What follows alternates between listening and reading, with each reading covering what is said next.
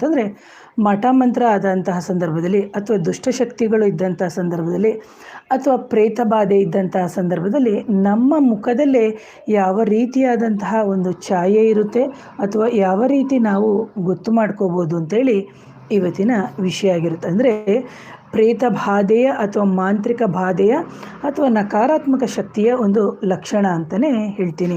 ಪ್ರಿಯೋಕ್ಷಕರೇ, ಯಾರಾದರೂ ನನ್ನ ಚಾನಲ್ನ ಮೊದಲನೇ ಬಾರಿಗೆ ನೋಡ್ತಿದ್ರೆ ದಯವಿಟ್ಟು ಚಾನಲ್ನ ಸಬ್ಸ್ಕ್ರೈಬ್ ಮಾಡಿ, ಹಾಗೆ ಲೈಕ್ ಮಾಡಿ, ಹಾಗೆ ಶೇರ್ ಮಾಡಿ. ಹಾಗೆ ಇನ್ನೂ ಹಲವಾರು ಜನಕ್ಕೆ ಎಷ್ಟೋ ಜನ ಸಮಸ್ಯೆಗಳಲ್ಲಿರ್ತಾರೆ, ಅಂತಹ ಸಮಸ್ಯೆಯಲ್ಲಿದ್ದವರಿಗೆ ಸಮೇತ ಇಂತಹ ವಿಡಿಯೋವನ್ನು ನೀವು ಶೇರ್ ಮಾಡಿ ಅಂತ ಹೇಳ್ತೀನಿ.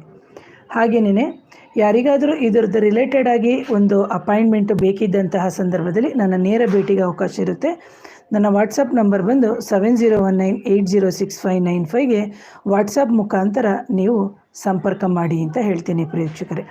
ಹಾಗೆಯೇ ಇವತ್ತು ಹೇಳುವಂಥ ವಿಚಾರ ನಾನು ಹೇಳಿದೆ, ತಮ್ನೈಲಲ್ಲೇ ಕೊಟ್ಟಿದ್ದೀನಿ. ಮಾಂತ್ರಿಕ ಬಾಧೆ ಅಥವಾ ಮಾಟಮಂತ್ರ ಆದಂಥ ಸಂದರ್ಭದಲ್ಲಿ ನಮ್ಮ ಮುಖದ ಲಕ್ಷಣ ಯಾವ ರೀತಿ ಇರುತ್ತೆ ಅಂತ ಹೇಳಿ ನೋಡೋದಾದರೆ, ಯಾವಾಗಲೂ ಒಬ್ಬ ಮನುಷ್ಯನ ಮುಖ ನೀವು ನೋಡಿದ ತಕ್ಷಣ ಗೊತ್ತಾಗ್ಬಿಡ್ತದೆ ಯಾವ ವ್ಯಕ್ತಿಗೆ ದೇಹದಲ್ಲಿ, ಆ ವ್ಯಕ್ತಿಯ ದೇಹದಲ್ಲಿ ಒಂದು ನಕಾರಾತ್ಮಕ ಶಕ್ತಿಗಳ ಸಮಸ್ಯೆ ಇದೆ ಅಂತ ಹೇಳಿ ಗೊತ್ತಾದ ತಕ್ಷಣವೇ ಅವರಿಗೆ ಒಂದು ಮುಖದ ಲಕ್ಷಣದಲ್ಲಿ, ಅದು ಯುವಕರೇ ಆಗಿರ್ಬೋದು, ಹುಡುಗಿಯರೇ ಆಗಿರ್ಬೋದು, ಅಥವಾ ಗಂಡಸರೇ ಆಗಿರ್ಬೋದು, ಅಥವಾ ಮಕ್ಕಳೇ ಆಗಿರ್ಬೋದು, ಅಂಥವರ ಮುಖದಲ್ಲಿ ಮೊದಲಿಗೆ ಬಂದು ಯಾವುದೇ ರೀತಿಯ ಒಂದು, ನಾವು ಹೇಳ್ತೀವಿ ಚಾರ್ಮ್ನೆಸ್ ಅಂತ ಹೇಳ್ತೀವಲ್ಲ, ಒಂದು ಹೊಳಪು ಇರಲ್ಲ.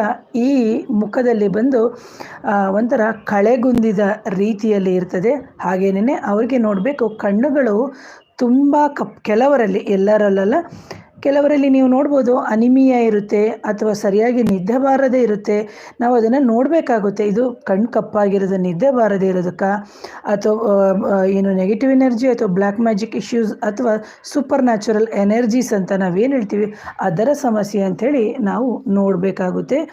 ಜೊತೆಗೆ ಮೊದಲ ಹಂತದಲ್ಲೇ ನಮಗೆ ಗೊತ್ತಾದಂಥ ಸಂದರ್ಭದಲ್ಲಿ ನಾವೇನು ಮಾಡಿಸ್ಬೋದು, ಅದನ್ನು ಆದಷ್ಟು ಬೇಗ ದೇಹದಿಂದ ತೆಗೆಸ್ಕೋಬೋದು ಅಥವಾ ಪರಿಹಾರಗಳನ್ನು ನಾವು ಮಾಡ್ಕೋತೀವಿ.